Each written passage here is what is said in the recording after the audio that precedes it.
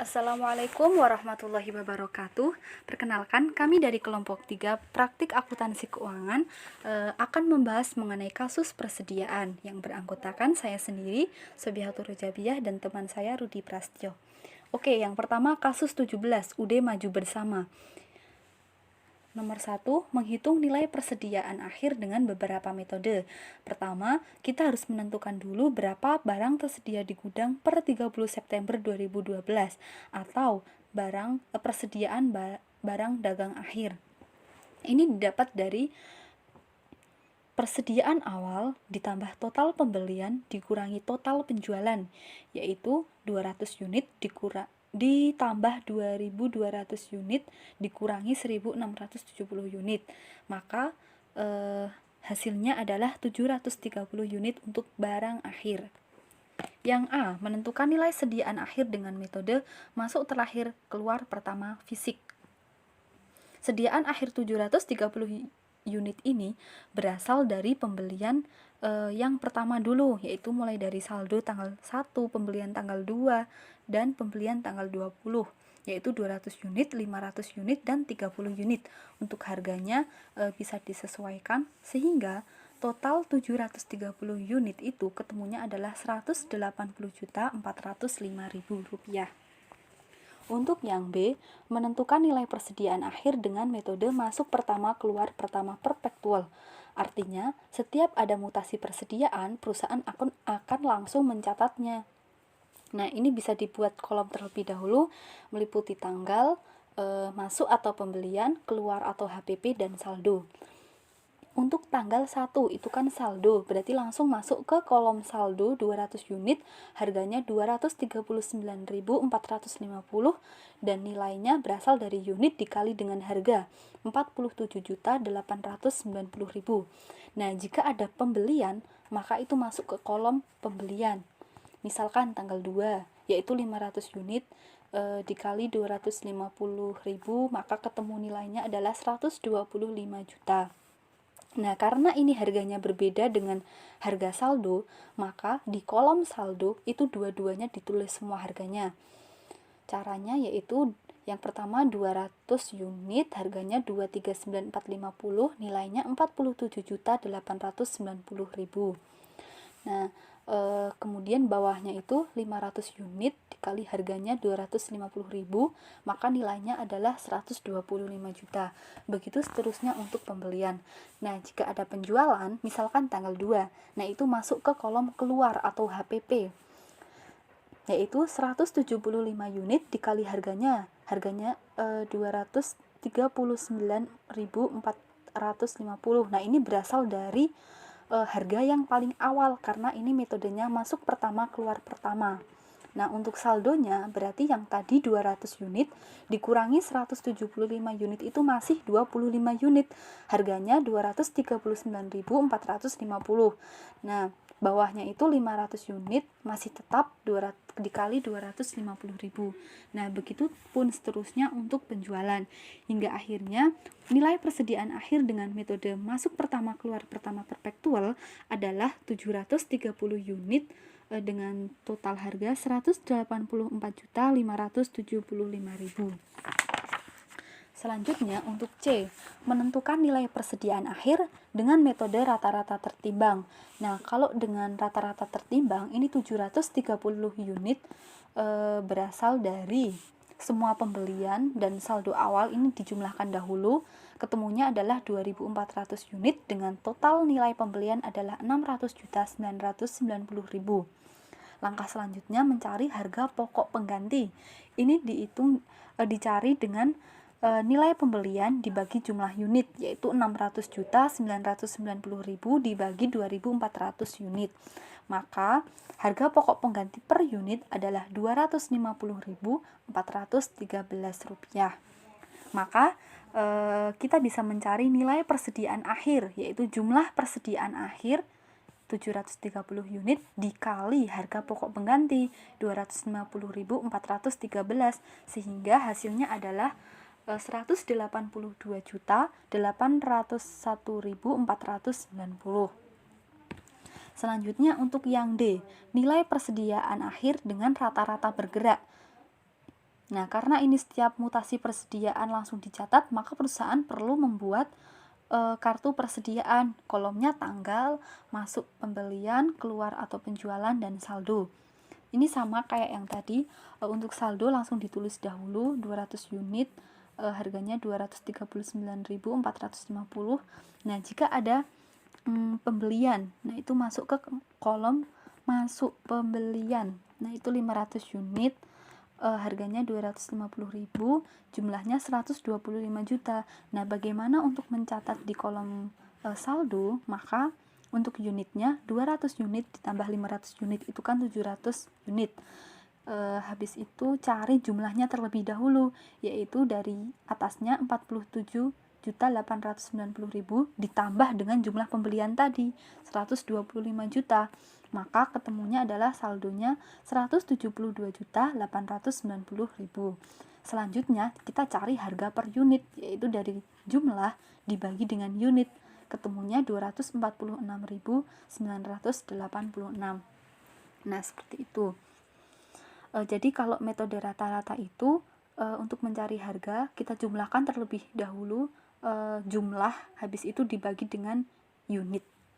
Nah, untuk penjualan, misalkan tanggal 2, penjualan 175 unit, harganya ini pakai dari saldo 246.986, sehingga jumlahnya yaitu dikali dengan unit, yaitu 43.222.500. Untuk saldo itu berarti 700 unit dikurangi 175 unit, yaitu 525 unit, dengan total jumlah 142.016.950, dan harga per unitnya berarti itu dibagi jadi 246.986. Begitupun sampai akhir, sehingga nilai persediaan akhir atau saldo akhir dari persediaan itu adalah 184.243.240 rupiah, yang terdiri dari 730 unit dengan harga per unitnya 252.380. Selanjutnya nomor 2 yaitu menghitung harga pokok penjualan untuk masing-masing nilai akhir. Yang pertama untuk metode masuk terakhir keluar pertama. Untuk total barang terjual itu kan 1.670 unit. Kita cari nilai HPP berasal dari tanggal 1, tanggal 2, tanggal 10, tanggal 20, tanggal 25. Nah, itu nanti untuk masing-masing harga dikalikan dengan jumlah unit. Nah, nanti ketemunya adalah 2.400 unit dengan total nilai 600.990.000 rupiah. Jadi, nilai HPP-nya yaitu 600.990.000 rupiah dikurangi dengan 180.405.000. Nah, 180 juta ini berasal dari teman-teman buka tadi yang nomor 1, yang A, yaitu nilai persediaan akhir untuk metode masuk terakhir keluar pertama, nilainya adalah 180.405.000 rupiah gitu. Kemudian yang B untuk metode masuk pertama keluar pertama. Nah, ini HPP berasal dari nilai penjualan, yaitu 175 unit dikali 239.450, yaitu 41.903.750. Begitu pula sampai akhir, hingga nanti ketemunya 416.415.000. Ini sebenarnya teman-teman bisa lihat di kolom yang tadi udah buat nomor 1B, itu kan di kartu persediaan ada kolom untuk keluar dalam kurung HPP. Nah, teman-teman tinggal menjumlahkan dari kolom nilai. Kolom nilai ini dijumlahkan dari tanggal 2 yang 41 juta sekian sampai yang bawah sendiri 25 juta sekian. Nanti ketemunya adalah 416.415.000 rupiah. Selanjutnya untuk C, rata-rata tertimbang. Jumlah barang terjual itu kan 1670 unit. Harga pokok penggantinya dicari dari nilai pembelian dibagi jumlah unit, yaitu 600.900.000 rupiah dibagi 2.400 unit, ketemunya 250.413 rupiah per unit. Maka HPP dari rata-rata tertimbang ini adalah jumlah barang terjual dikali dengan harga pokok pengganti itu, yaitu 418.189.710. Selanjutnya untuk D, rata-rata bergerak. HPP berasal dari penjumlahan nilai penjualan, yaitu mulai dari 175 unit dikali 246.986 rupiah, hasilnya 43.222.550. Ini pokoknya semua penjualan itu dijumlah. Teman-teman bisa lihat di hasil nomor 1 tadi di kartu persediaan, itu kan ada kolom keluar yang nilai sediaan akhir rata-rata bergerak. Nah, itu untuk kolom keluar ada unit harga jumlah. Nah, kolom jumlah ini semuanya ditotal dari 43 juta sekian sampai bawah sendiri 25 juta sekian. Nah, itu ketemunya nanti menjadi harga pokok penjualan rata-rata bergerak. Lanjut untuk nomor 3, yaitu mencari nilai penjualan. Nah, nilai penjualan ini diperoleh dari harga jual dikali unit dijual. Ini kan penjualannya ada tanggal 2 penjualan, tanggal 6, tanggal 8, tanggal 12, dan seterusnya. Nah, itu tinggal dicari tanggal 2 harga jualnya 325.000 dikali unit yang dijual itu 175.000. Maka nilai penjualan tanggal 2 itu adalah 56.875.000 rupiah. Nah, pokoknya itu kalau nilai penjualan dicari dari harga jual per unit dikali unit dijual. Nah, itu begitu seterusnya sampai penjualan terakhir, kemudian ditambah, dan hasilnya nilai penjualan total adalah 542.750.000 rupiah. Selanjutnya untuk nomor 4, menghitung laba atau rugi kotor bulan September. Apapun metodenya, untuk mencari laba atau rugi kotor itu diambil dari penjualan dikurangi harga pokok penjualan. Nah, yang pertama, untuk metode masuk terakhir keluar pertama, penjualannya itu kan tadi nomor 3 udah mencari nilai penjualan, yaitu 542.750.000 rupiah dikurangi HPP. HPP ini bisa dibuka di nomor 2 tadi. Untuk yang A, masuk terakhir keluar pertama, HPP-nya itu 420.585 rupiah. Maka laba atau rugi kotor penjualan dikurangi HPP, hasilnya 122.165.000 rupiah. Begitu pula untuk metode masuk pertama keluar pertama, rata-rata tertimbang, dan rata-rata bergerak. Misalkan saya ambil contoh lagi satu, untuk rata-rata bergerak nilai penjualannya itu sama, kemudian HPP-nya dari nomor 2 tadi, yaitu yang D, rata-rata bergerak, nilai penjualannya nilai harga pokok penjualan 416.746.520. Maka laba yang diperoleh dengan rata-rata bergerak adalah 126.003.480 rupiah. Jadi dalam nomor 4 ini teman-teman bisa membandingkan laba atau rugi kotor yang diperoleh dari masing-masing metode. Oke, lalu yang selanjutnya kita akan bahas bersama-sama yaitu soal kasus 18, yaitu CV Harmony. Nah, perusahaan merupakan distributor VCD untuk lagu-lagu Indonesia dan mancanegara yang beroperasi sejak tahun 2003. Berikut ini merupakan informasi sejumlah akun yang terdapat dalam catatan akuntansi perusahaan per 31 Desember 2012. Di sini yang pertama yaitu ada sediaan. Ini menurut perhitungan fisik pada harga perolehan yaitu sebesar 425.600.000 rupiah. Dan catatan yang kedua yaitu utang dagang sebesar 268.300.000 rupiah. Dan yang terakhir yaitu penjualan bersih sebesar 987.523.500. Dan di sini ada tambahan informasi yang berkaitan dengan sediaan. Yang poin A yaitu barang yang dikirimkan kepada toko Dinamika tanggal 29 Desember 2012 baru diterima pada tanggal 3 Januari 2013. Barang tersebut memiliki harga pokok yaitu sebesar 50 juta rupiah. Syarat penjualannya yaitu FOB Destination. Setelah barang diterima, perusahaan segera mengeluarkan kwitansi penjualan senilai 65 juta rupiah. Nilai sediaan ini tidak dihitung dalam stock of name. Lalu yang poin B yaitu pada tanggal 10 Januari 2013 diterima tagihan dari PT Musik Indo sebesar 75.800.200 untuk pembelian barang dagangan pada tanggal 27 Desember 2012 senilai 73.500.000 rupiah, dan sisanya merupakan biaya angkut. Syarat pembelian yaitu FOB shipping point dan barang diterima pada tanggal 5 Januari 2013. Pembelian tersebut belum dicatat sampai perusahaan menerima tagihan. Nah, barang dikirimkan pada tanggal 28 Desember 2012.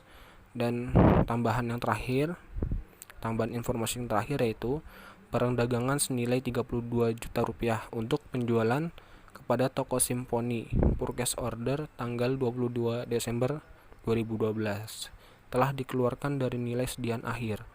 Barang dikirim tanggal 28 Desember 2012. Syarat penjualan yaitu FOB Destination. Nah, di sini kita disuruh menghitung nilai sediaan akhir, utang dagang, serta penjualan yang benar. Mana? Kita jawab dulu ya nilai sediaan akhir. Di sini nilai sediaan akhir pertama kita jumlahkan. Kita tadi mempunyai sediaan awal ya. Sediaan awal yang kita punya tadi sebesar 425.600.000 rupiah. Lalu ditambah dari informasi yang berkaitan. Tadi dari ini ya, toko Dinamika kita ada barang yang dikirimkan yang diterima tanggal 3 Januari 2013 yang mempunyai harga pokok 50 juta rupiah. Ini tadi berarti 425.600.000 rupiah ditambah 50 juta. Lalu tadi ada juga nih tanggal 10 Januari diterima tagihan dari PT Musik Indo sebesar 75.800.200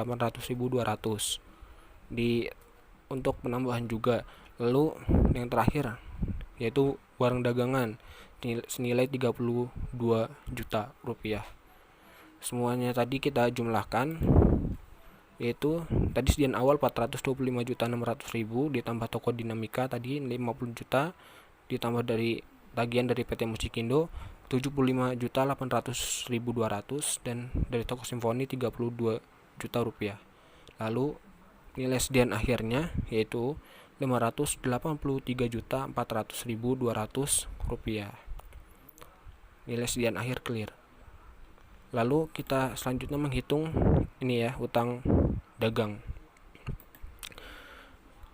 Nah, kita nih tadi mempunyai utang dagang awal ya sebesar 268.300.000 rupiah.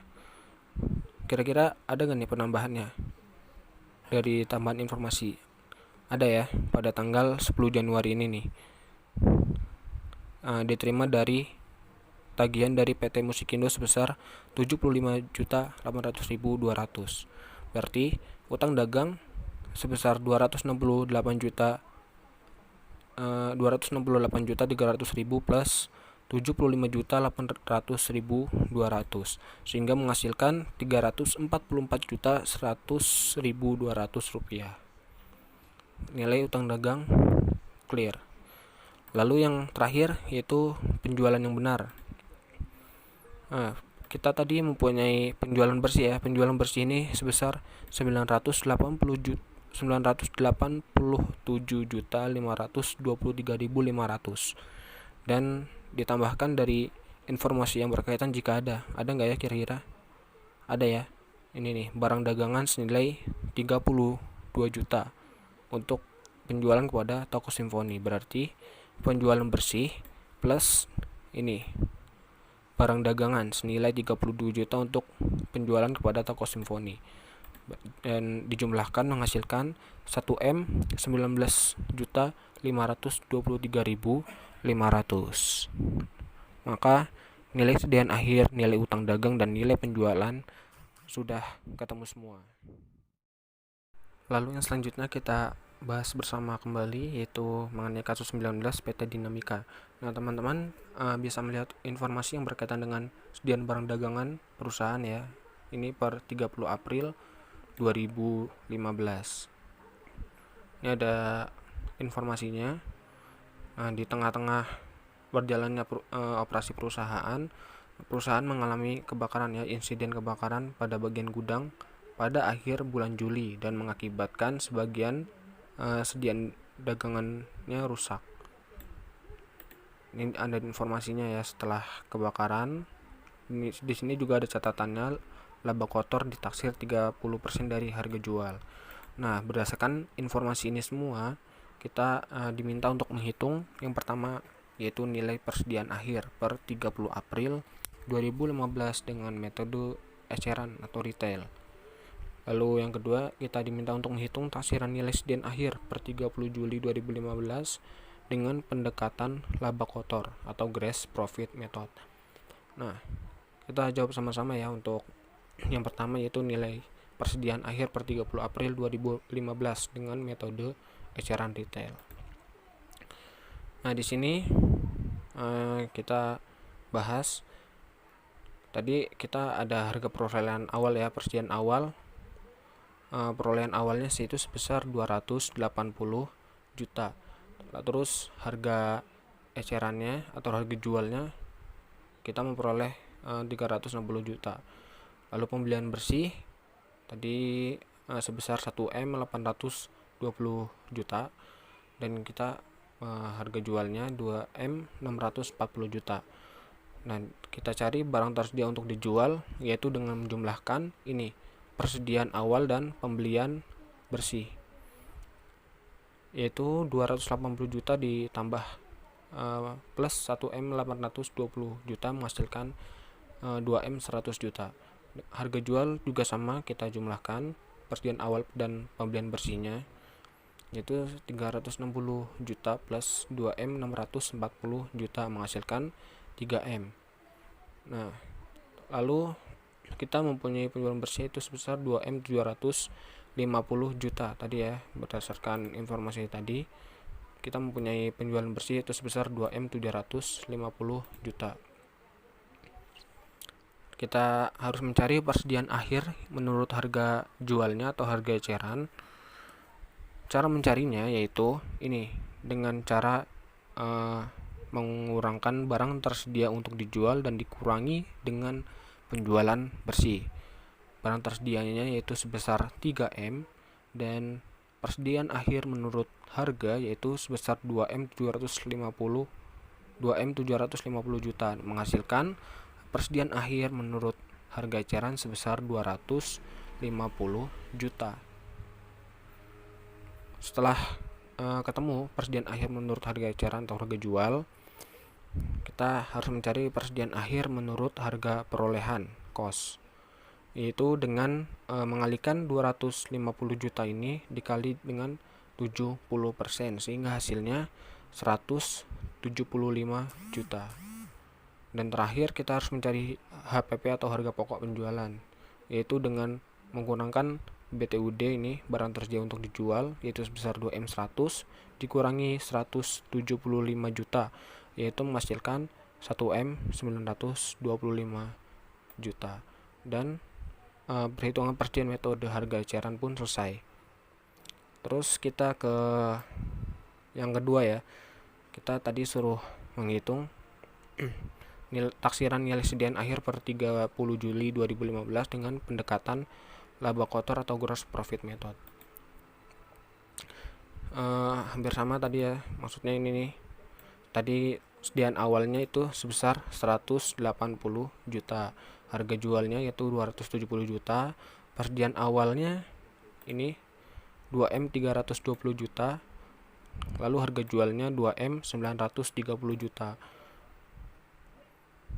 Lalu kita mencari pembelian bersihnya dengan menjumlahkan ini.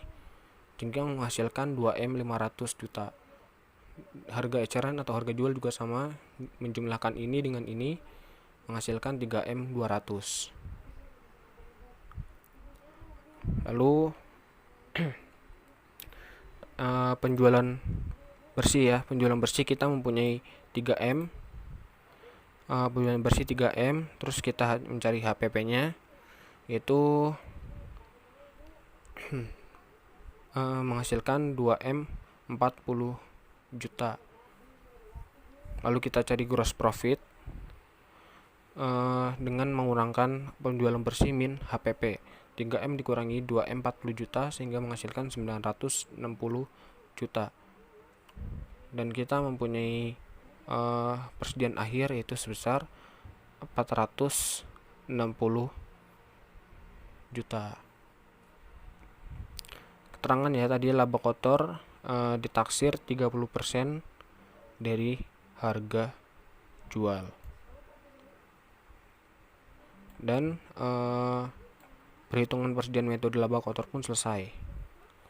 Tapi ini ada cara yang kedua, perhitungan penerimaan persediaan metode laba kotor ini menurut buku Kyoso, Kieso volume ke-1 ya. Tadi penjualan sebesar 3M kita taruh sini, terus di biaya penjualannya ya tadi persediaan awal sebesar 180 juta, pembelian bersihnya 2M 320 juta, barang tersedia untuk dijual yaitu dijumlahkan ya, ini plus ini menghasilkan 2M 500. Lalu persediaan akhirnya sebesar 400 juta. Lalu beban pokok penjualannya yaitu dari ini ya, 3M dikurangi dari laba kotor yaitu 900 juta, menghasilkan beban pokok penjualannya itu sebesar 2M 100. Laba kotornya tadi 30% dikali ini penjualan menghasilkan 900 juta gitu.